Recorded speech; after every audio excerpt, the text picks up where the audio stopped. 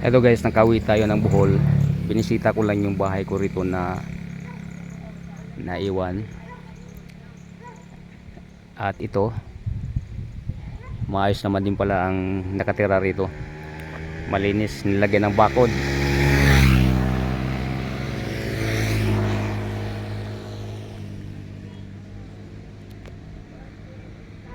Ito, pasalamat ko nung may dumaan na bagyo rito ay hindi nadali itong bahay ko. Kasi dati maraming niyugan kasi dito guys. Kumigit kumulang ng 50 puno, naubos nung bagyo. Maigi iniwas-iwasan ng mga niyog, puno ng niyog na natutumba. Hindi na tabunan. Pero yung bahay ng tatay ko ay durog. Nandoon na punta lahat ng mga niyog. Ito, nung umuwi ako rito, nung iba pa ang nakatira, napaka damo rito.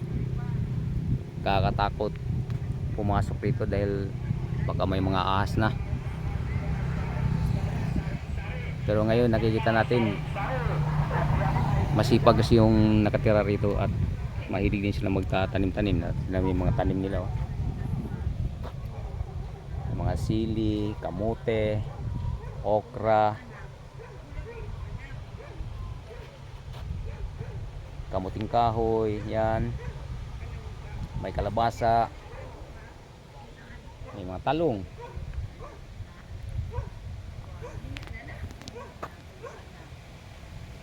Yan, mga talong. At mayroon natin mga saging na tinatanim rito. Talagang nagpapatanim tayo ng saging para pagdating ng araw mayroon tayong mapagkunan ng ating hanapbuhay o pagkain. Yan, may puno din ng papaya, ang dami pang bunga.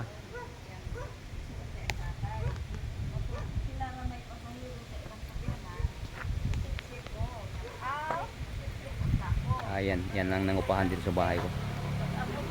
Ayan, yung asawa ko, kausap niya. So, may mga bulaklak sila rito. Maganda nga rin, tinuring lang kanilang sariling bahay talaga. Kahit sila nangupahan lang dito.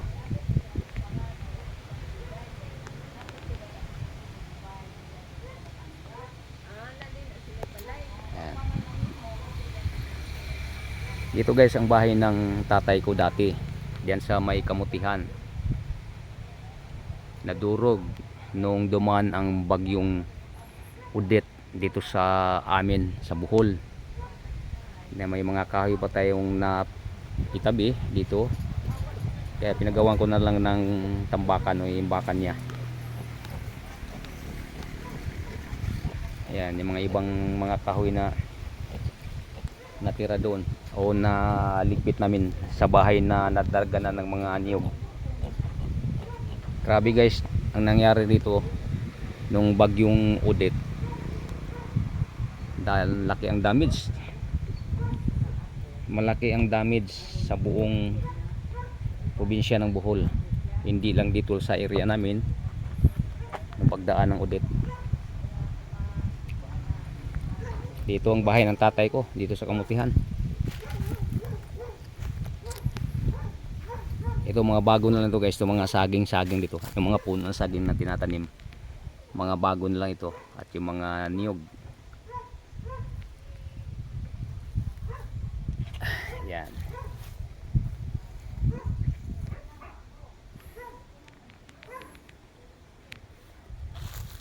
Ikot tayo sa baba.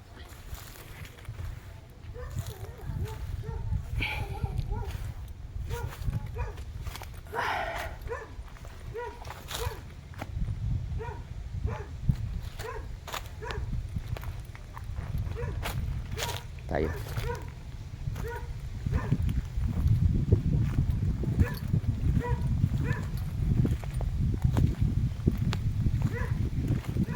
Nilagyan na ng barbed wire. Kasi ang nangyari kasi rito, yung hindi pa nilagyan namin ng barbed wire, pinapastulan ng mga baka.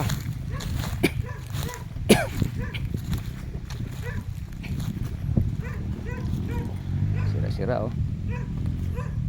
Pasok. Nakakapasok pa rin yung maliliit na baka.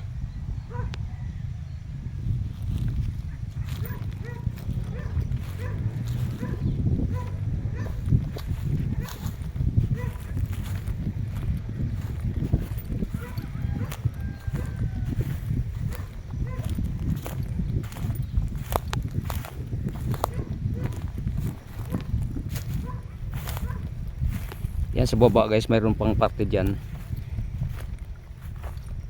na ginawa naming palayan.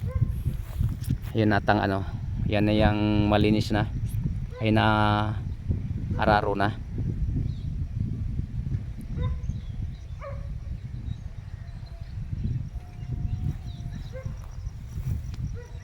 Ito kahit papano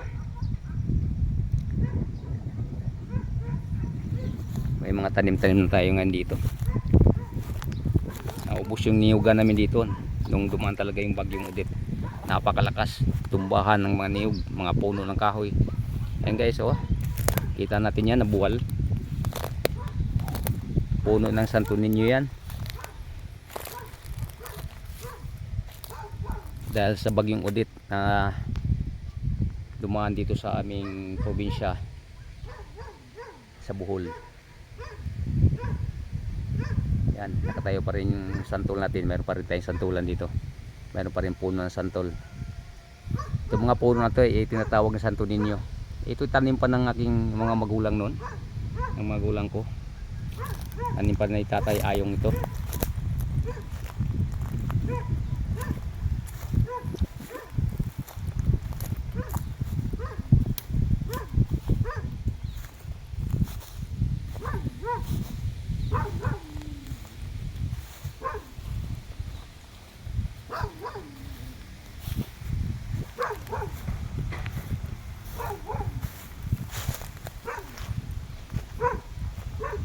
Yan.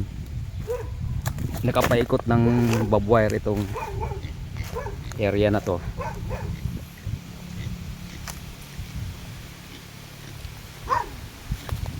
Nilagyan natin ng barbed wire gawa ng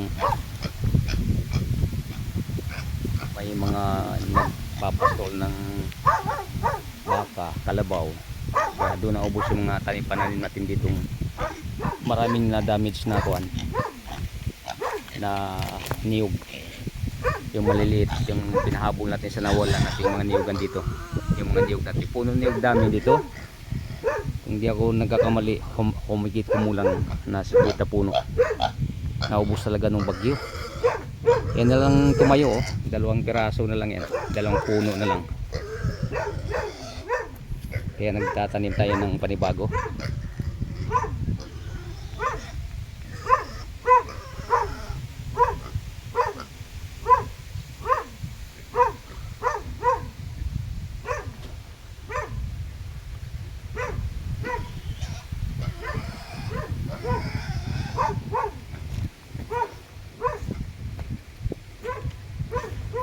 Itong bahay ko.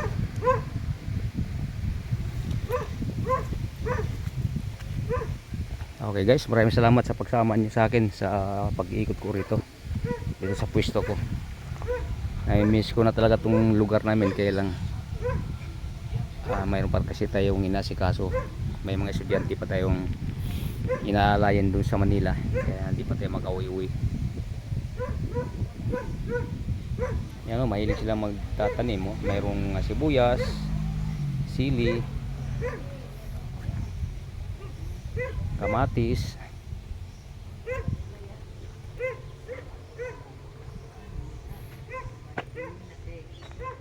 Sa Manila kasi manahi ka medyo makasuporta ka o Taas-taas ang buwan din. Oh, saranggola. Walang sa Manila. May saranggola ka madam ah. Sa mga bata. anay bata din. Ito si madam. Mag-ari-ari. Ito man sila sa Gindulman. Yung bisita din. Gindulman? Taga Gindulman sila. Oh, dili. Gindulman nga ito katagdaan. Kasagdaan. Taga-akalag Gindulman. Kasagdaan. Wala bang tulo ba? Wala bang tumutulo? Naadiri dapit sa kanang diha sa kaliwa. Ang na. May tulo. Mayroong tulo dyan. Oo, Sa pako na. pakuan pa makuan siguro. Makuan o Tulog way. diha. May gani wa matulong sa TV. Paakyat ni ano ni rin. Paano natin karera ng pag ano? Nay, Ay, thank you so much.